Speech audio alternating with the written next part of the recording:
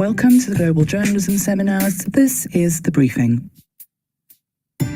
In a world where sports fans get their scores and analysis from anywhere but the back section of a newspaper, sports journalists are increasingly crossing into hard news territory.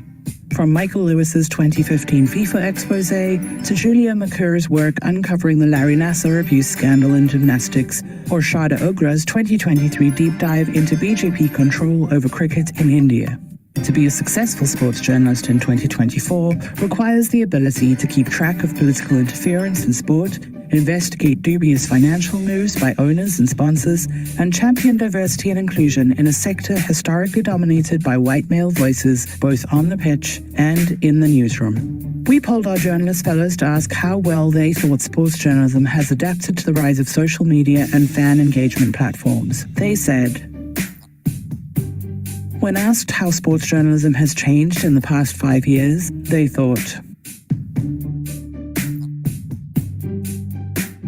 Our guest today, Sharda, has been a sports journalist for over 3 decades. She has seen India play cricket in 9 countries, reported on 2 Olympic Games, and is known for her in-depth analysis, storytelling, and ability to delve beyond the cricket scores to uncover the human stories and issues that shape the sport. We'll ask her what it takes to bowl an audience over in 2024. That's The Briefing. Let's begin. Hello and welcome to our audiences again for the Global Journalism Seminar. Here we are. It's a new year, it's a new day, and it's an important year for elections. You may be wondering why we decided to start with something like sports. I think it's exciting because there's so much to explore there. It's a space we haven't spoken about, and I am personally quite delighted that we kick off this conversation with someone like Sharda Ugra. You heard so much about her in terms of her biography. I will say 2 things that I feel personally. One, that Sharda is what you may call in cricket language an all-rounder. So she speaks not just beautifully about the sports that she reports on, but I think she has the ability to look at it with a 360-degree lens and really report on the different aspects of it. And second, that I am continually amazed by how someone of Sharda's caliber carries it so lightly. She is always so humble about everything that she's done in the world of journalism. And I think as a group of Indian journalists, at least, Sharda, we really look up to you for the work that you've done over the last 3 decades. So welcome. You and I have talked over the last few years on different topics, but I don't think we've had a conversation quite like this, where I've got to ask you why you picked what you did. So why did you, Sharda, decide to become a sports journalist? Hi, Mitali. Hello, everyone. Thank you for inviting me here. Thank you, Mitali, for those terrific words. Why I became a sports journalist, I think to start with 2 things. I was a very average athlete when I was growing up, and I loved words, but I loved following sport, watching sport, participating in it, reading about it. And that's what drew me to it. And I would say that I was very fortunate that I got the breaks that I did because of, you never saw ads for sports journalists in any paper. Where I was working at a time where there were only men working in the industry. And sort of a series of events led to a break that a Bombay slash Mumbai local tabloid hired me first as its basically sports department, 1 person, because their 1 person had left and gone elsewhere. And they said, why not? Let's take a chance with you. I'd written with a couple of my friends, I'd interviewed some very famous cricketers, including the former Prime Minister of Pakistan, who's in jail now.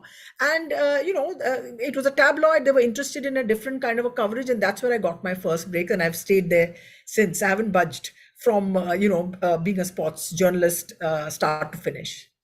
Let's go for the jugular on one of the points that you raised, because I know that you've presented papers on that as well, for the gender dynamics within the industry. But the point that you made about this being a very all-male space, talking about what is considered another very all-male space. How hard was it? And, as an extension, has it changed? I'll answer the second question first, Mitali. It has changed, particularly in India. You see a lot more women in sports journalism per se. Maybe you don't see them. You don't see, you actually in English language, you do see bylines as well. You know that there is at least 1 sports person in the sports department that's handling the copy desk, that's looking after things like, the backroom kind of work that you do. And I'm surprised by how little of that you find in countries elsewhere. When you look, particularly cricketing countries, India is because of television. We've had a lot of women journalists come through, and be presenters, be announcers, be journalists that are running sports desks and so on. So that how difficult was it? I think in a sense that you just felt very odd the first time you went there. But I have to say, but I did have sort of like blinkers like this. I was like, I am in a cricket stadium and they are paying me to do this job, kind of. I had that response to it. And I was very, very fortunate that the people that were working in the sport, which is the scorers, the officials, the players as well, they were quite cool and chilled about once they got over the initial sort of what is a woman doing in our space kind of response. And because I was working for a city newspaper, they would see what I wrote, and then it just got easier. The main pushback you got was from journalists who were slightly older, men, of course, all of them. People my age were fine because, like I said, we are all in the same space. It was our first job. Everyone was anxious, and the older journalists got a bit were a bit. They didn't take to it very well, but like I said, I had blinkers on, and the people I really needed to deal with were fine with me. And you do need a little bit of thick skin. And I had a very, very understanding office. I had a very sympathetic office. I had a very caring office. So we had a lot of women that were there in positions. They ran the desk. They were crime reporter, the city reporter, the crime reporter, the features editor were all women. So it wasn't unusual to see women in an office space. So every time I went out, I always had that office space to go back to. And I know that was not a common thing with a lot of women who break into like large newsrooms where there's a sports desk of 8 or 10 people and they are the only women. It's very, very tough for them. But I was quite fortunate. Women started joining the profession maybe a year and a half, 18 months, 2 years after I joined. And then the number really hasn't stopped. Sometimes it's odd to sort of point to your nose on your face, but it needs saying, is sports journalism different then from any other category of journalism? I mean, should we be making that differentiation? It is different, but for one reason is that a lot of us get into sports journalism because we love sports. We're fundamentally sports fans. I believe in Australia they say sports journalism is called the toy department of the newspaper. I love business and I picked business journalism. You're right. It's the toy department, and in some other country, everyone says that sports journalists are just fans with typewriters, which is also true in some parts when you start out. It is because I keep saying that you don't go into the oil and natural gas beat loving oil and natural gas, but you go into a sports journalism beat because you love sport, because you either have played it, you've been involved in it, you've taken to it. So that's what is different about it. I think people develop an appetite for whatever beat they get put into in other fields, or maybe they are interested in a lot of these things. But this sort of manic, almost one-eyed obsession about it is largely comes from being a sports fan. And often being a one-eyed sport fan, in that sense. So when you come into sports journalism, it's almost like you learn journalism as you go along. You come into the business of sport and then you learn journalism as you go along. Particularly when I started in 1989, 90, that's what it was like. There were no structured courses or anything of that sort. I feel like there's another aspect to it, to my mind, and I'd love to hear more from you, Sharda, which is that so many of your stories, as I said at the start, are not just about the game or about a particular series. It's about the other aspects of it. It's about the politics of it and the money behind it. And I think for sports journalism, one thing that is probably tricky is the without fear or favor component of it. Part of being a really good sports journalist means having great access to the players and having great access to the management and really getting, the inside scoop.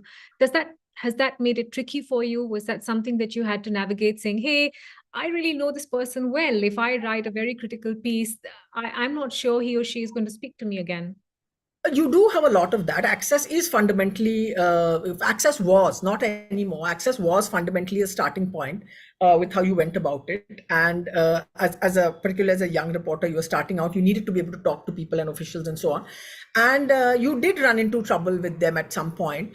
And I think you learn as you go along is that afterwards, once they figure out that you're doing this because you're fairly neutral. I mean, I've had really phone conversations with players was, how could you have said that? How could you have?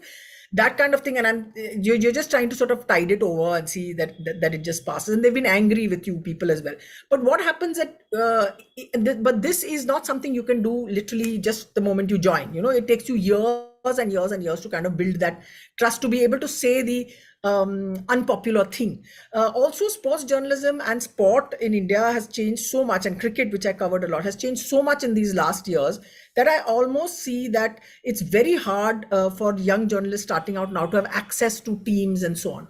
What a lot of older generation journalists told me is that every sports journalist has their own team. It's that one group of people, managers, players, or support staff, that you connect very well with, and they give you the best stories of your life in that particular phase when they're there. And then they retire, and then you move on and you become a little bit more sort of emotionally unconnected from the thing. You become a little bit more objective, maybe become a better journalist as well. But in currently what you're finding in Indian cricket is that everybody is kept at a safe distance from reporters, which actually should make it easier to write the harder stories and take the harder lines that are there. So this has happened, I think, through all international sport. When you look at it, football in America, you hear stories of the great writers saying that they went to dinner with Muhammad Ali, and that doesn't happen anymore. That's not. It's just the way that it works. The other part of access is that you don't want to become what Robert Lipside called a house pet. So you don't want to become a house pet. So when the Tiger Woods scandal broke, he was just so annoyed. He looked at it, he said, "What a bunch of house pets." So that really shook me. He said, "Yeah, you don't want to be a house pet." So you do realize that access thing changes a little bit. And as you grow older, you are not so much obsessed by it, at least not me. You don't want to be everywhere. You don't have that FOMO that I will not be at this event, I'll not be at this match, I'm going to miss out. You just look at sport in a different way. And it's not that you don't love sport, you love it. You love the athletes a little bit less, I think. Like you're not mad about the athletes in the sense as you are just about the sport.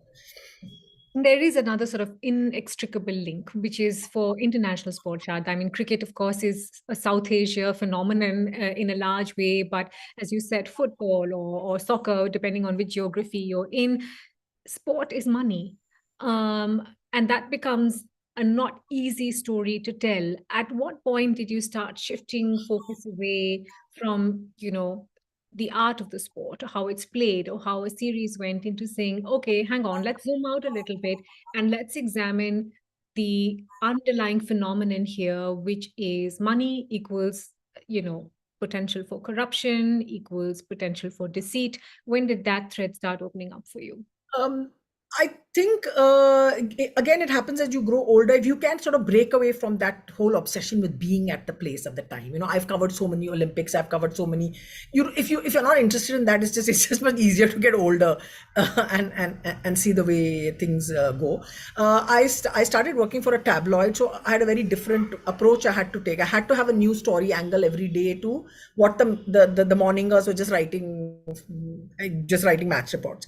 Then I moved to a daily newspaper, which was then sort of I did a lot of legwork, and I got to meet a lot of people in the grassroots or the base of the ecosystem that was there, whatever the sports I was covering.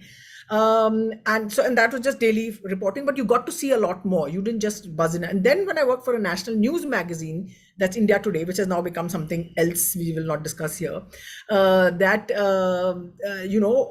got to do a lot of other stories around other angles that you had to take. And that's the time you started getting stories about match fixing and the introduction of the Indian Premier League, which was big money competition. And Indian cricket was changing at the time, and that's when I got more interested in following these other various paths that are there, because they're a lot more fun. How many times are you going to say X is the most brilliant batsman in the world? That's also a difficult thing that you have to do. So I got into that, and I really enjoyed being able to tap into other aspects of sport that were not covered so much. You had athletes who were much nicer. I mean, not nicer. I'm saying athletes were just much more accessible if you want, from other sports which were not given as much massive publicity as you get elsewhere. You got to know a lot more about the inner workings of the sport, and the inner workings of the athletes themselves, issues of gender. So you got to know all those things, and the whole world then just opened up to you. I was once asked to write a column for a newspaper, The Mint in Delhi, and they said, don't write about cricket and don't write about basically football. So I had to write on every other sport, and it was just fun, because I was able to do so many other things and there's so many other parts of various other sports that I could watch, follow, talk about, talk to. I mean, I'm just a sports junkie in the sense I can see any competitive sport that's happening in front of me. It can be 5-year-olds playing in a district competition, I'll watch. So that was the thing. I just really enjoyed finding out these various layers that were there, and then it's just like the layers still keep opening up all the time. It's like an onion. You just keep peeling it and it's there. Sometimes you're crying, sometimes it's damn tasty, but I know your penchant for food and sort of attaching that to quotes, as I've told you. I want to unpack the point you made about politics because it's one of your most recent works, but I just want to take a little bit of a sidestep and also talk about, is it a slippery slope for sports journalists themselves? I know last year or before that, I think you and I did a show around how a very well-known sports journalist in India had been caught red-handed asking for money. We did the whole show saying he who shall not be named because we shall not couldn't be named. name the person. But Yeah. is that a sort of a more slippery slope for a sports journalist? You can see the glamour, you can see the money, and it's tempting to want in. uh, I think it's tempting to want in if you want to be inside that bubble, and that bubble actually it's very heady. Your sort of I had a very interesting conversation with Simon Cooper, great football journalist, football writer, works for the Financial Times, has written reams of books on many things, and I asked him, when did you stop being interested in covering football? So why did you sort of step away from doing football coverage? And she said, I stepped away because of the stupidity. I could not listen to another press conference. So he said, but what happens is that you just get so attached to the celebrity of it all that to then break away from it and do something else outside it, I think that becomes difficult. I have no idea because I've not been like enraptured by the celebrity. Maybe it is being female that has helped me keep away, has just been just a distance automatically that turned up, that you are not part of you're in any case an outsider to start with.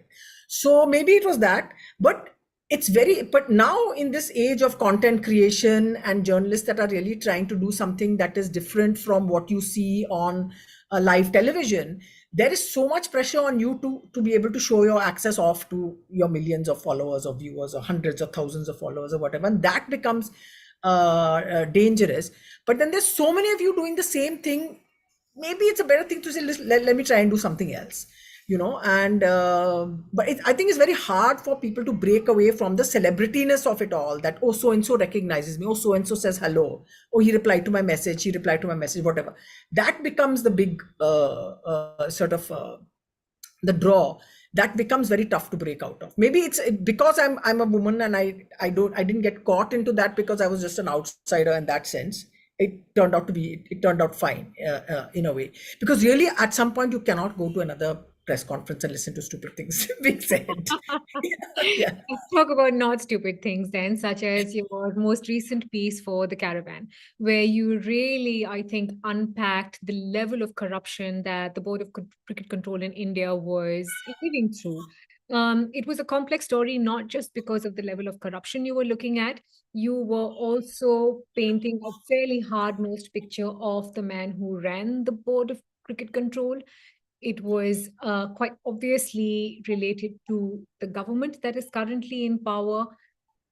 How did you go about with the building blocks of it first? I'd like to understand that because it really was an exhaustive piece. I mean, I personally really enjoyed reading it, and I think you picked out every little thread there was there.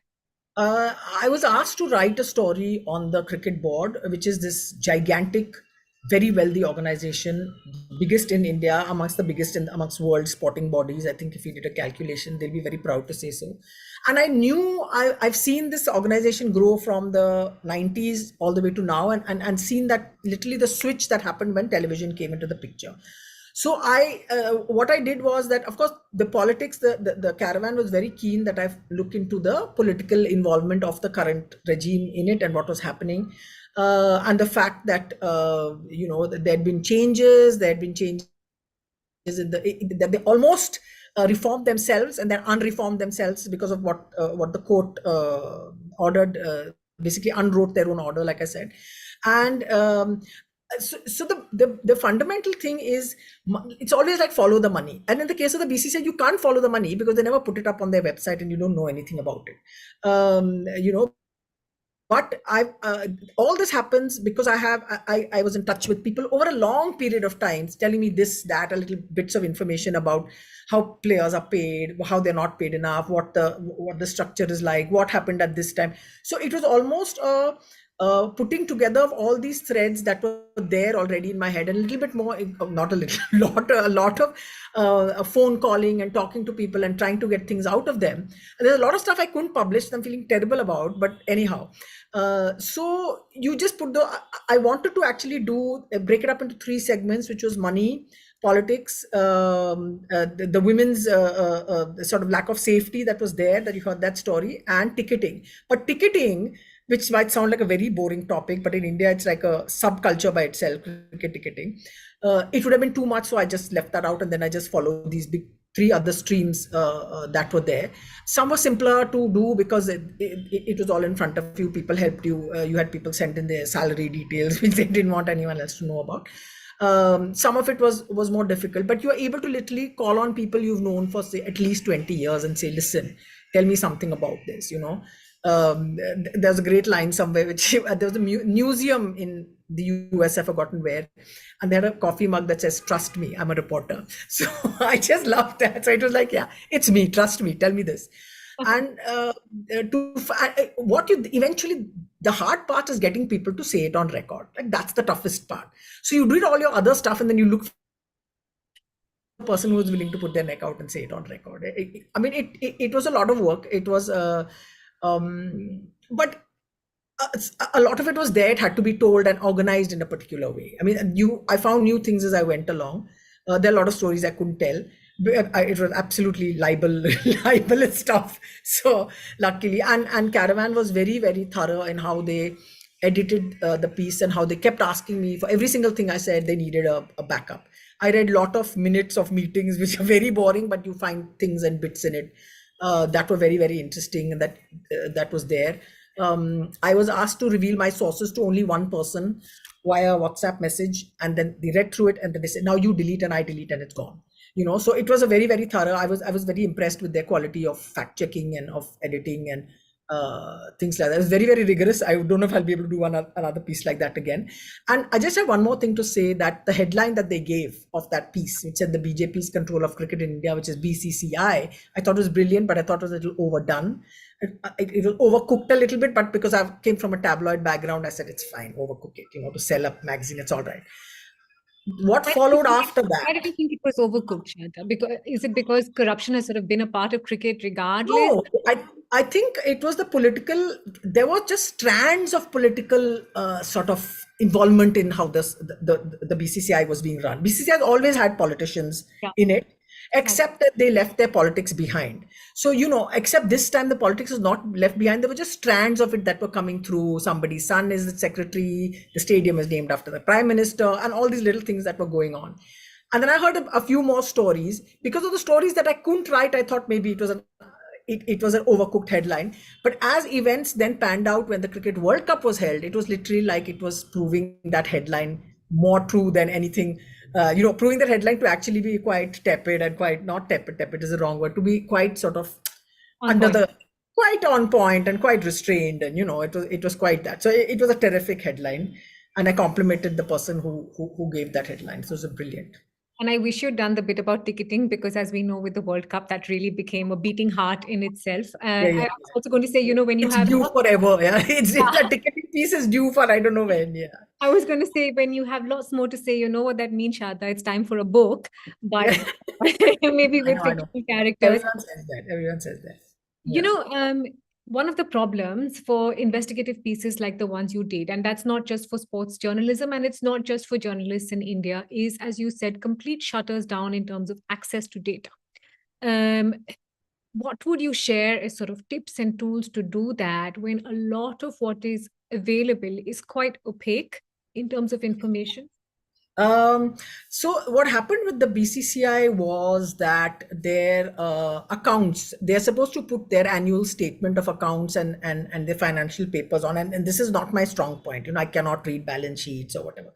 So they're supposed to put it out there, and it was not there. But what they had, so literally like a comparison, so they'd gone about three, and I wrote to them and I said, listen, why is this not on, the usual that you have to send a message to say, I would like this, where is it, can you please forward it? What they had put up, they put it up because the court had ordered them to do it. What they had put up was so huge, the amount of money was so huge in comparison with what Indian sport is usually used to, that by itself it was fine. It was just so outrageously huge, and even if you had said, and then you read newspapers and you see whatever saying this deal is worth so much, this deal is worth so much. What they were trying at the same time, we got to, everyone knows that there is a vague way of trying to share revenues with players. It's not done as transparently as it's done elsewhere in the world. It's absolutely not. And they keep, so I did have information from players to say, look, this money just lands up in our bank account. We don't know what it means. We don't know how it's calculated. So those facts in itself are quite, damning. That you have this money and you're giving less and less of it to players. You're saying you're the biggest and the richest board in the world, but players in Australia and England get paid much more than your players get as just match fees. So the things that the facts tell you more, like those boring meetings, those minutes of the meetings that I read, those facts are always there. That will tell you some stuff that was promised and not carried through, some stuff that was, you found out these things in the paper, in the documents that were available. So you just need to be able to either find someone who read them for you and say, is this right, is this wrong? It's literally that. A lot of the stuff about finances was suddenly this, about say 3 weeks before publishing or something like that. So, no, 6 weeks before publishing, they put up all their stuff on the internet. They put up all their latest accounts suddenly went up on the internet. And I used to check every day, and I had screenshots. It's not there, it's not there, it's not there, and suddenly it turned up. So then you looked at it, and all you had to do is just update the story that you've gone on using the last time that they showed. I think documentation that is there, and so many times, if I've done a column about something, you're seeing that the numbers don't add up. Simply they say we've increased the pay, and you look at it and say, no, you've not increased the pay, because if you're playing X number of matches and in 1 year, and this is the pay you get, you've reduced the number of matches, you've increased the pay, it's much less than what it was. Sometimes it's just maths. Yeah. It's amazing how people just fool themselves or try and fool others by giving you wrong numbers, or giving you numbers that they want you to read differently. So you just need to read numbers with a little bit of detachment and maybe expertise in case you have a problem reading numbers, as I do. Yeah. I want to switch it up completely with a couple of topics before I open up to sort of audience questions. One, sports and climate, Sharda, it became a huge issue around the World Cup. And I'm alluding to football this time round. It's kind of something that's becoming a topic of interest, but not quite enough. And given the scale of what sports' impact is on climate, do you think, A, we're talking about it enough, and B, what we can do to really report on it responsibly? I think sport and climate is almost seen as it's like a little crackpot kind of beat that is going on, but it's not. Because you're seeing now, you read a sport that says that there's not enough snow in the Alps, and therefore the skiing season has closed. You're going to have to bring in a lot of artificial snow if you would have to host the Winter Olympics. At the same time, you're seeing people competing, you're seeing players participate in really bad conditions in India with reference to particulate matter and how the air is polluted. So these things are going to have to. It's almost like that's because sport is money and just all this energy and ads and lights and shouting. It's almost, you think like someone will have to like drop dead or just collapse with a lung collapse before people wake up. I mean, if you're looking at it, they're looking at the amount of water that is consumed in golf courses. That's another segment by itself. So there's a lot of that that's there, but it's at the moment not seen as, it's not taken as seriously as it should be. Though I think in the Olympic movement particularly, they're looking more at sustainability, at not building these giant stadiums that then become white elephants.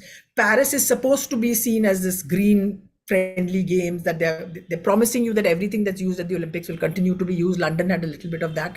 So maybe you're seeing this in the Olympic movement with a little bit more responsibility than it is in the big leagues of sport.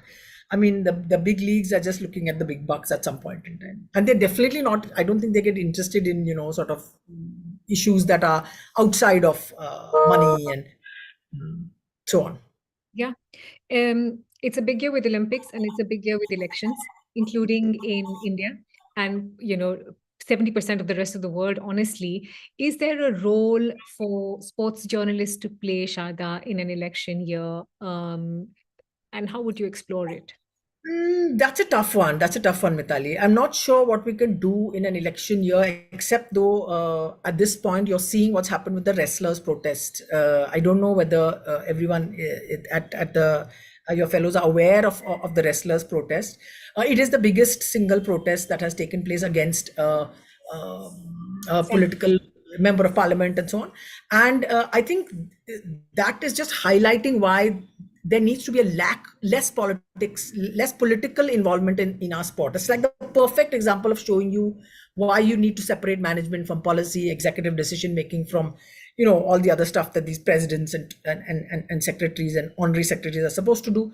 I don't know what we can do as sports journalists to make a difference other than just putting the facts out there. As many times you can put the facts out there, you put the facts out there. That's the best I believe we can do. I don't think athletes are particularly prompt to in India are particularly prompt to question, challenge power, authority. Even never mind make their political allegiances clear. Whoever's in power, they're quite happy to be on their side. So that's a tough one. That's a tough one. I'm not really sure how we can. And for those maybe someone will give me some ideas. Yeah. For those listening and interested to read more about this, for many months now, India's premier female wrestlers have been sitting in protest against sexual harassment allegations against the man who sort of leads the Wrestling Federation in India. These are Olympic medalists. They have at different points in time said that they might return their medals. They've asked for some kind of justice. A replacement has been put in at the Wrestling Federation, who is seen as almost a proxy for the person that they're making these allegations against. And that was really my second question. Earlier when you said, Shada, you enjoy writing about sports other than cricket, I actually agree. And I think one of your most evocative pieces was when you wrote about the women's hockey team. It was such a beautiful, thoughtful piece that you wrote. And within the piece that you wrote about cricket corruption, I think you also shone a very harsh light on sexual harassment that's happening against female players. Is it your sense that that's quite rampant? And, as journalists, what more can we do to really expose that? I think it is quite rampant because I think sexual harassment, sexual abuse, bullying in Indian sport is far more widespread than we know. I think athletes just soak it up and they just move on because they want to make livelihoods and careers out of their sport.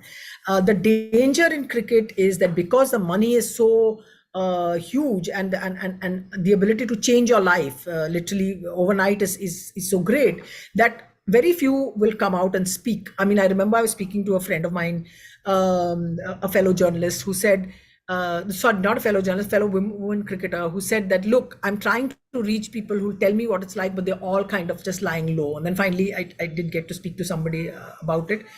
Because everyone wants to just reach the big time and make their lives fine and say, we'll put up with anything.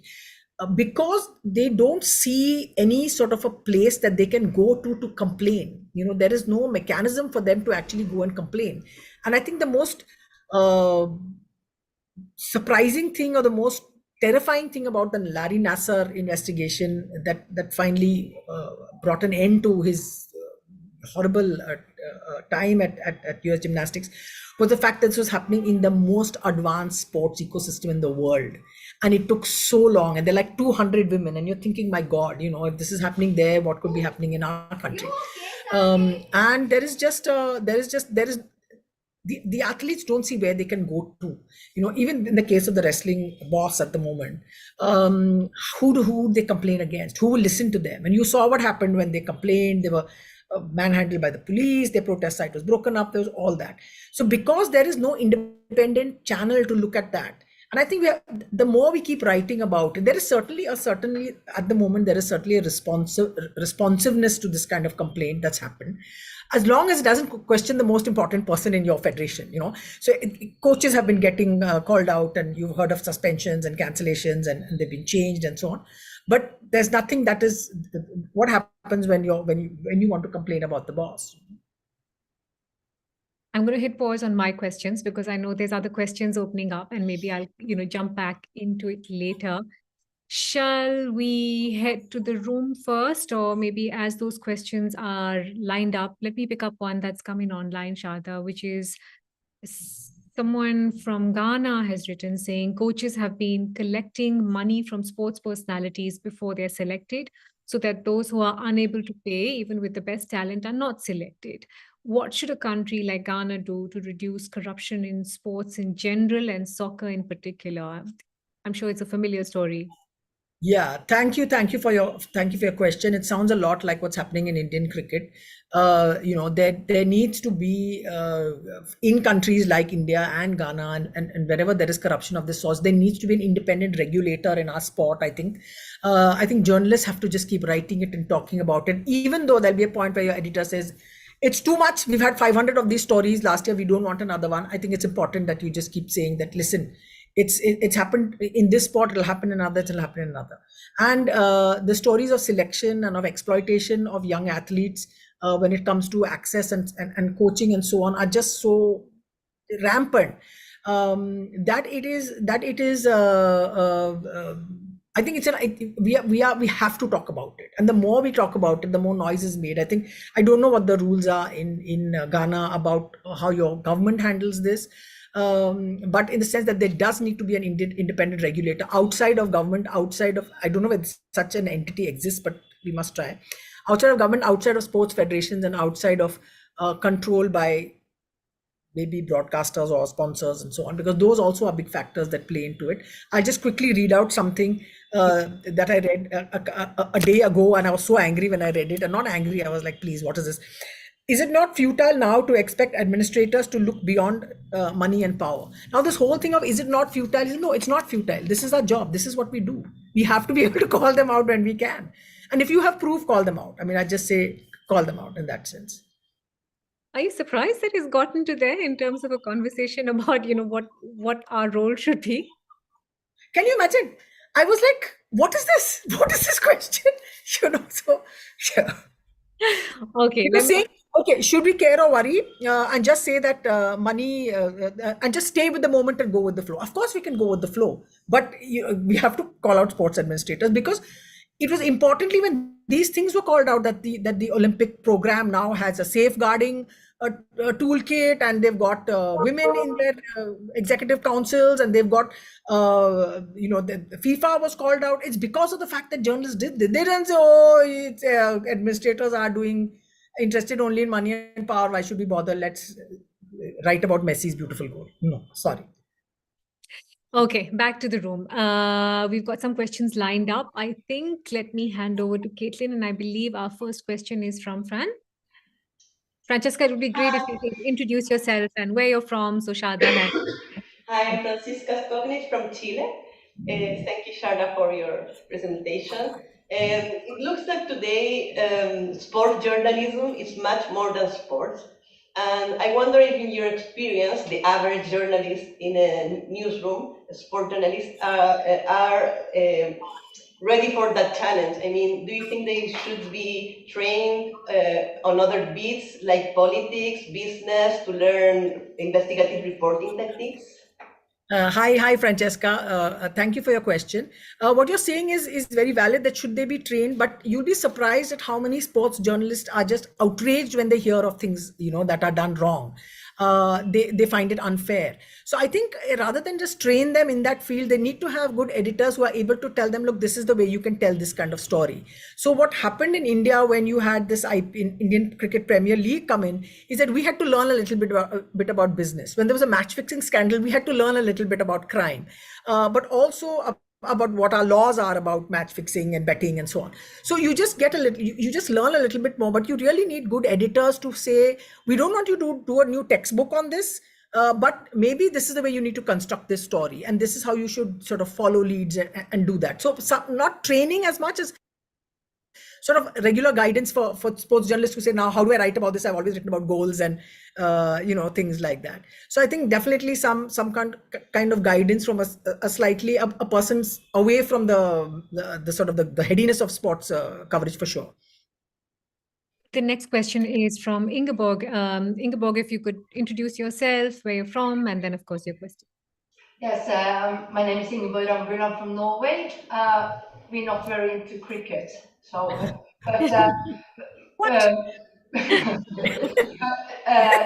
in recent years we've had a very good football magazine called Josimar, and they did a big article about sports washing in Qatar. And we also got this female football president married to a woman, and she's got a child, so she's quite controversial in certain parts of the world, and she has been very critical to the football leadership. So my question to you, when you use your investigative reporting and showing where money goes, corruption, injustice, do you get more readers from that are not that are not sport junkies like you are, that are maybe more like me? Not. I read the sports news now when I see that they're broader. Sort of. Okay. Hi. Thanks, Ingeborg, for that question. Yeah, you do get people that are from outside, sports junkies in that sense.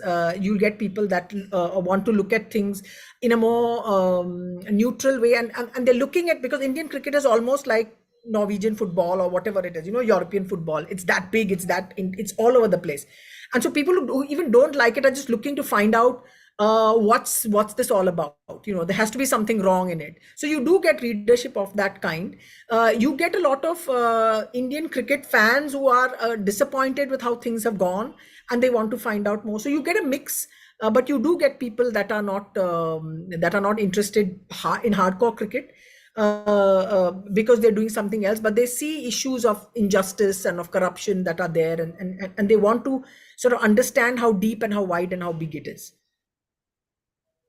And, just to offer as a suggestion, perhaps sports and climate is one way to sort of expand your space of who's an interested reader. Charlie, I think, is the next question. Charlie.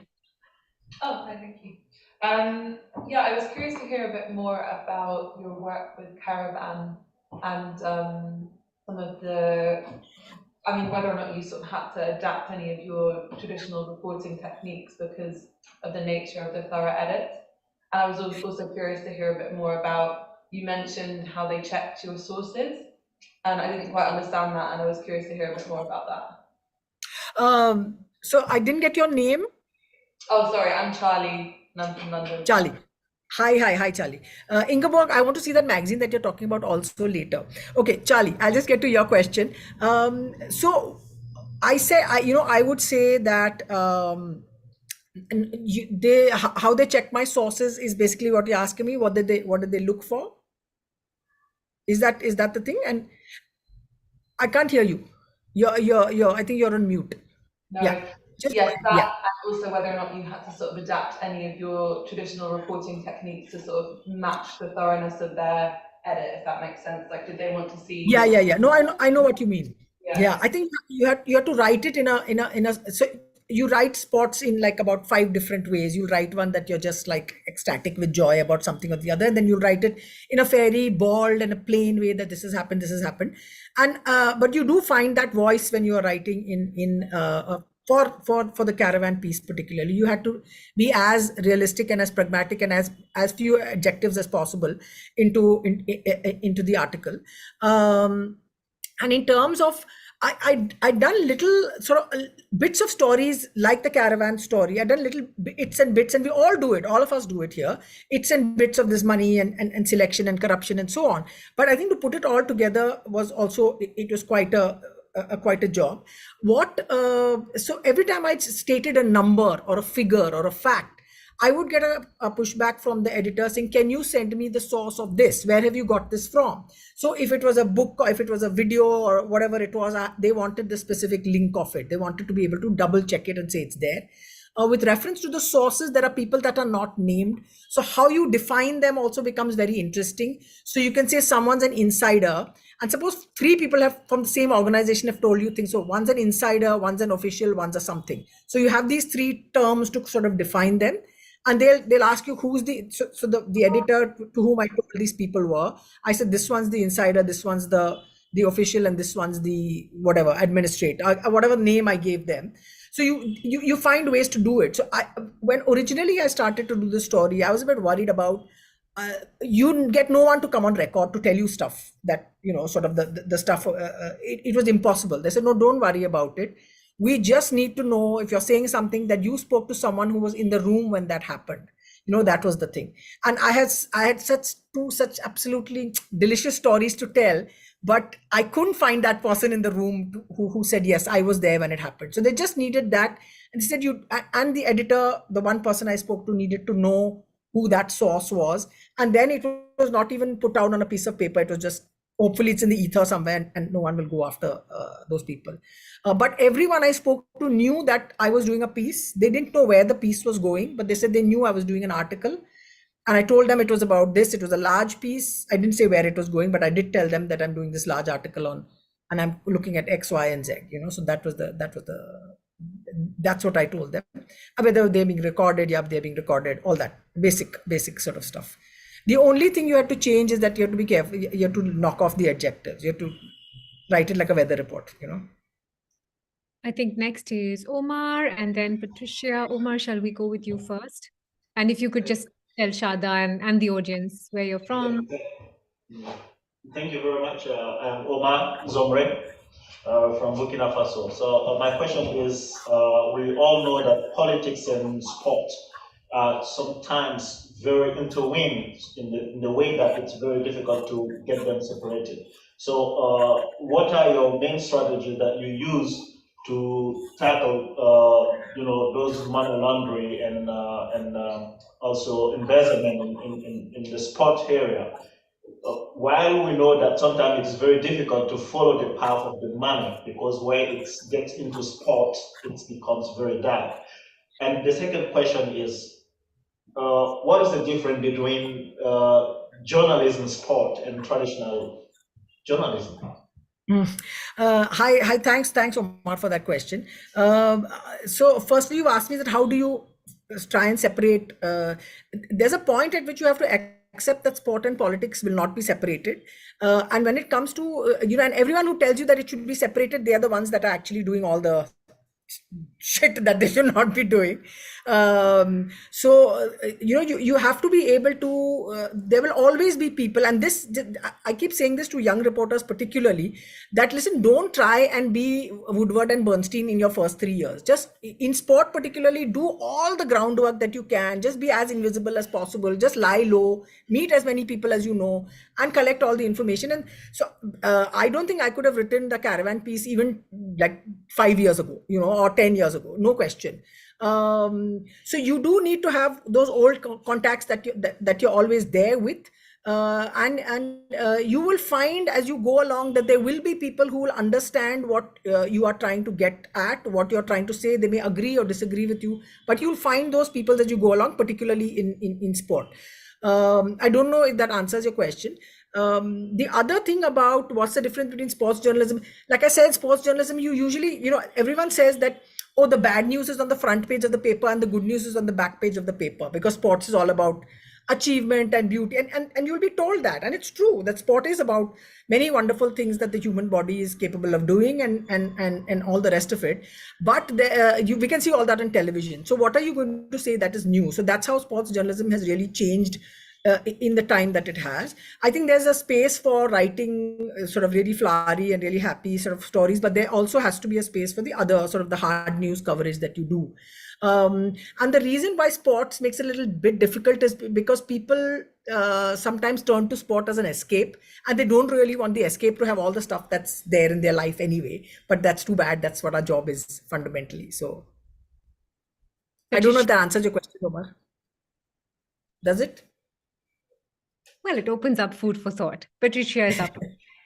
Hi, thank you, Sharda. My name is Patricia Maciejewicz. I'm from Poland. It's a country where football seems to be a national sport, but it's a country in which National Federation found perfectly okay to reward the junior league winners, boys, 10 times more than girls, the same sport.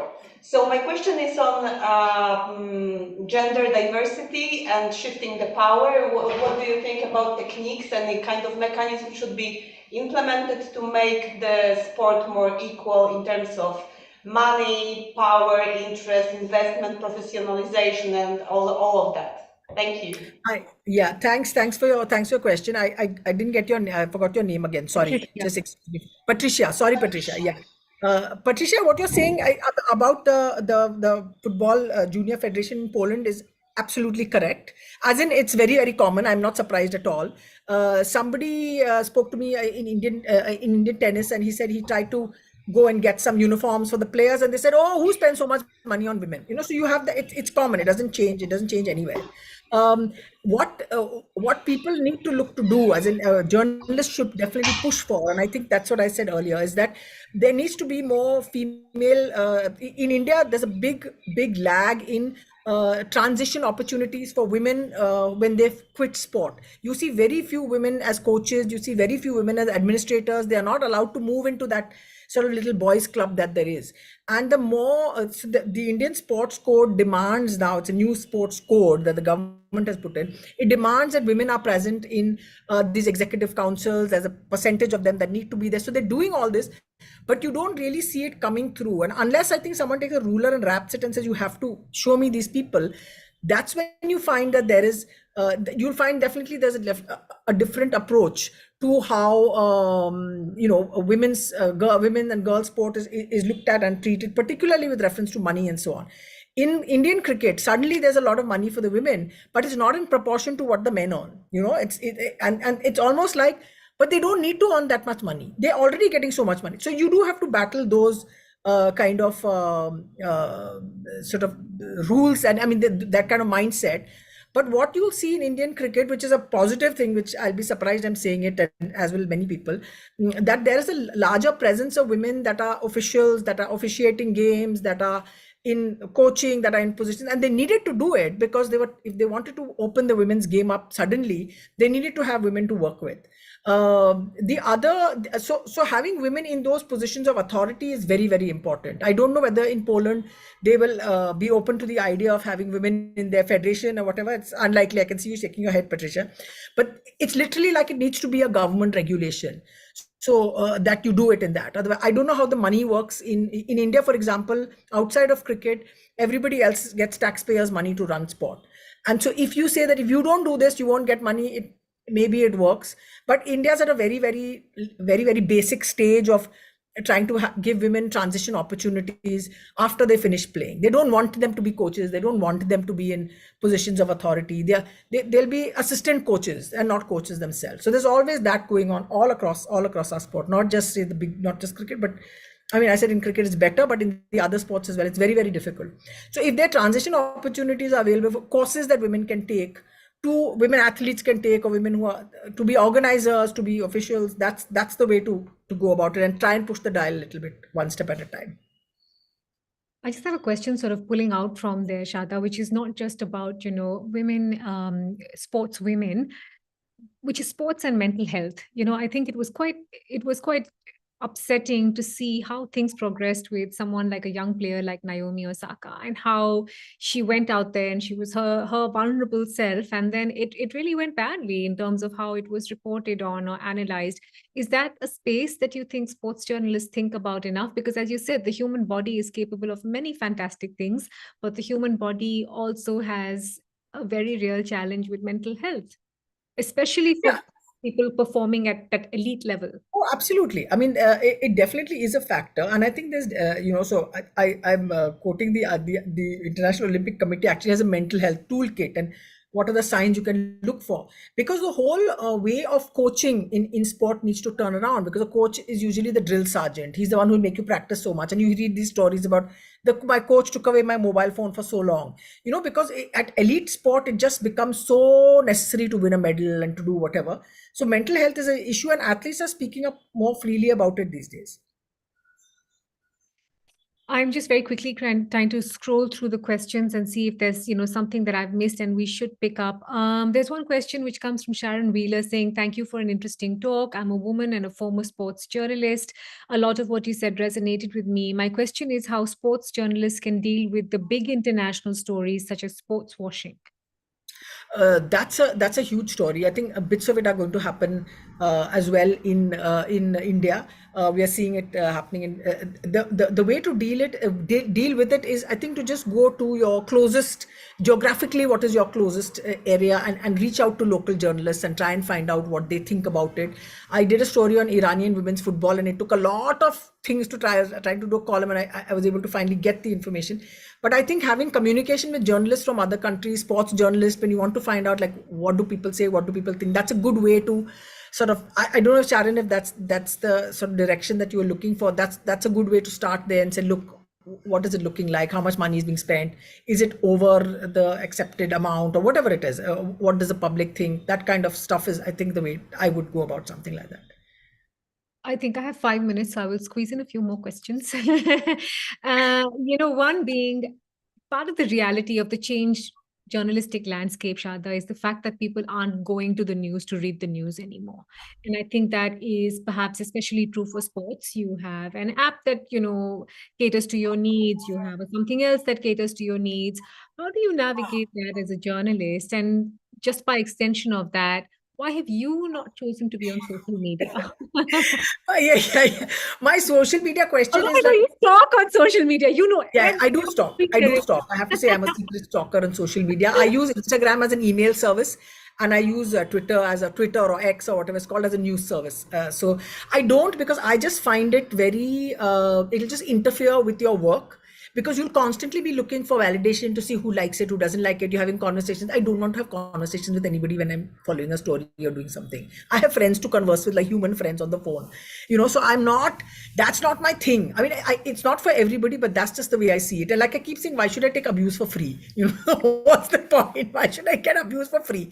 I have no desire to be seen in the social media space at all, So like, I'm very grateful that Instagram helps me reach out to people who don't answer, whose phone numbers I don't have, but that's about it.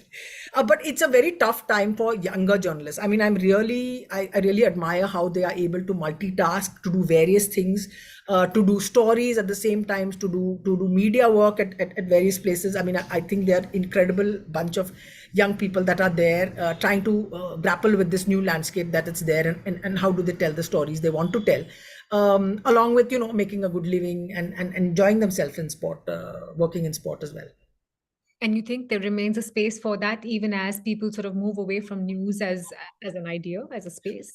I think a story is a story. I think a good story outside the cliche story that you will get will always get you readers and traction. I think a good story is, and it'll get you as who asked me about this before, that you will get you the non Ingeborg, maybe that they'll get you the non fans cricket, the junkies to read it as well. So I think a story is I mean, all of us read the Larry Nassar story. All of us read the story about CTE and American football, So you can't beat that.